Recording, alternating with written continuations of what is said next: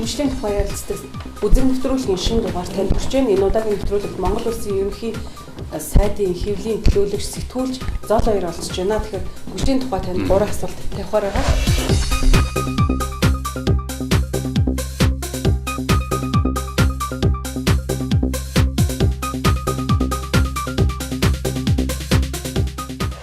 Улс орны хөгжлийг хурдсах боломж хүч хэний гарт байна гэж та харж байгаа юм?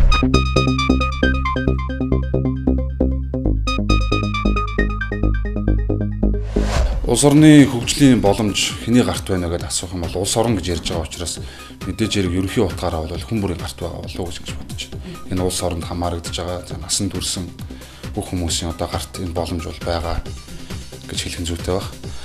Ерөнхий утгаараа.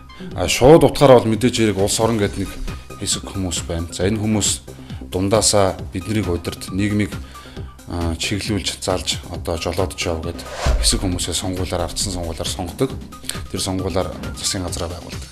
Тэгэхээр мэдээж хэрэг яг шууд утгаараа болвол улс орны хөгжлийг хурцсах хамгийн одоо том боломж бол улсын хурал, засгийн газар. За цаашлаад ингээ явах юм бол гүйцэтгэх засаг буюу засгийн газар дээр бол байгаа. Юм ингээд ерөнхий том проектсоос ингээд жижигэрж явсаар хагаад нэг тодорхой нэг төвшөнд очиж штэ тийм ээ. Тэгэхээр хамгийн одоо чухал нэгдүгээр игнэнд фронтод явж байгаа бол мэдээж хэрэг засгийн газар. За дээрээс нь араас нь улсын хурал. Улсын хурал бүх хууль тогтоомжуудыг бол батлаж гаргаж өгдөг. Энэ утгаараа л болов гэж бодож байна.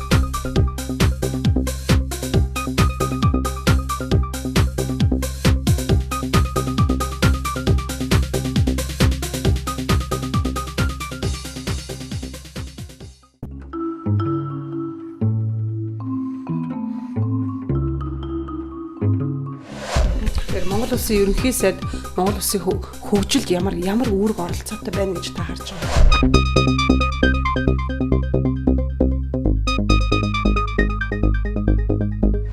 Ерөнхий сайд гэдэг институцийн хувьд эхлээд ярих зүйтэй болов гэж бодож байна. Монгол улс бол парламентын засаглалтай орн. За яг сонгодог парламентын засаглалтай бусад энэ улс орнуудыг ингээ харахад бол ерөнхий сайд улс төрийн одоо номер 1 гол тоглогч нь байдаг. Гадаад улс оронд ерөнхий сайд улсаа төлөөлж өгж явдаг. Бид нар бүгдээ мэднэ. Германы канцлер Ангела Меркель гэл тийм ээ. Англи ерөнхий сайд гэл бүгдээ сайн мэддэг. Яг сонгодог утгаараа хөгжиж байгаа парламентын засаглал үүссэн улс орнууд бол гол номер 1 тоглогч нь ерөнхий сайд байдаг шүү дээ. Манайд бол ерөнхий сайд гэдэг институт бол мэдээж чухал гүйцэтгэх засаглалын тэр хүн чухал үүрэгтэй. Гэхдээ яг тэр сонгодог засаглалтай, сонгодог парламентын засаглалтай улс орнуудын хэмжээнд бол хараахан бас очиж чадаагүй. Гэхдээ бид нар энэ чиглэл рүүгээ бас явж байгаа. Энэ чиглэл рүү өөрчлөлтийг хийх ёстой, үндсэн хуулийн болон бос өөрчлөлтүүдийг ингээд хийх ёстой гэдэг ийм зүйлийг үндсэн хууль судлаачид за дээрс үндсэн хууль баталцж исэн одоо бас их хүмүүс өнөөдөр дийлэх юм бас байцааж байна. Тэр хүмүүс ч гэсэнтэй ингээд ярьж байна. Дээрс нь парламент дээр за бас бүх нийтийн дунд, олон нийтийн дунд үндсэн хуулийн нэмэлт өөрчлөлтийн асуудал бол явагдаж байгаа шүү дээ. За ерөнхий сайд гэдэг энэ институцийн хувьд авдаг юм бол мэдээж хэрэг чухал юм үүрэгтэй. Яг ерөнхий сайд хүрэлцэх гэдэг хувийн тухайд авч үзэх юм бол өмнөх ерөнхий сайдуудаас нэг зүйлээрээ ялгардаг гэж би ойлгодог.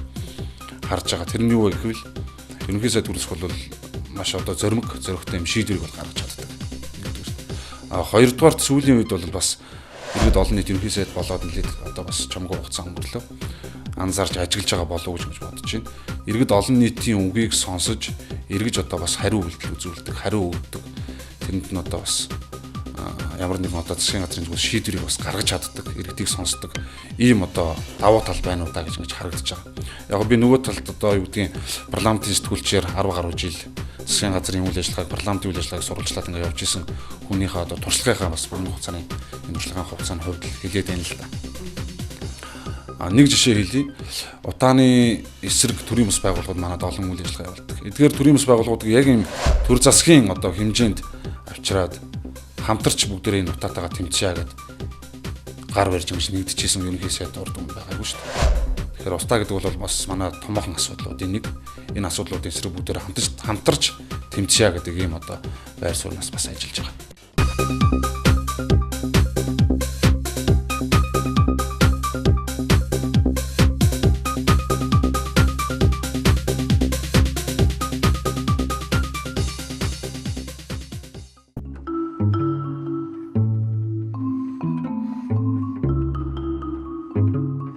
улс орны хөгжилд бодит үр дүн авчрах сүүлийн үед гарсан томоохон нэг шийдвэрээс онцлооц гэвэл ямар шийдвэр вэ?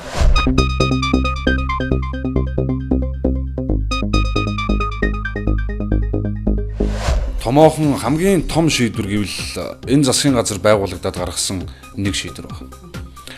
За энэ бол одоо болж байгаа үйл явдлуудын үр дагаврын одоо үндэс суурин гэж хэлж байна.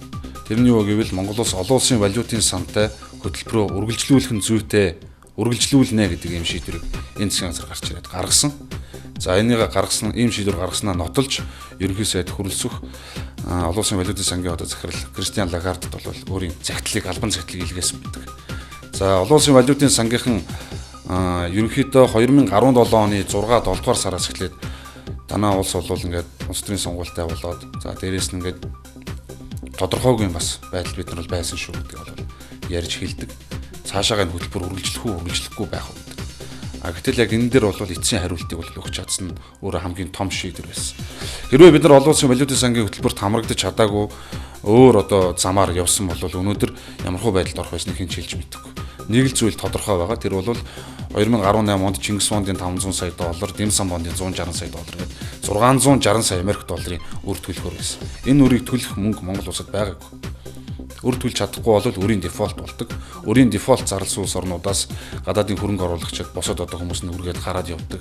Ингээд итгэл байхгүй болдог. Итгэл байхгүй болно гэдэг бол цаашдаа тэр улсад ямар ч улс одоо найдаж ханддаггүй ингээд үндсэндээ бол маш одоо хүнд байдалд ордог. Ийм одоо улс орнуудын жишээг бид нэр ойрын одоо ирээдүйгээс ингээд бас харж шít. Яг өнөөдөр ийм байдалд орчихсон явж байгаа улс орнууд ч өнөөдөр байна шүү дээ.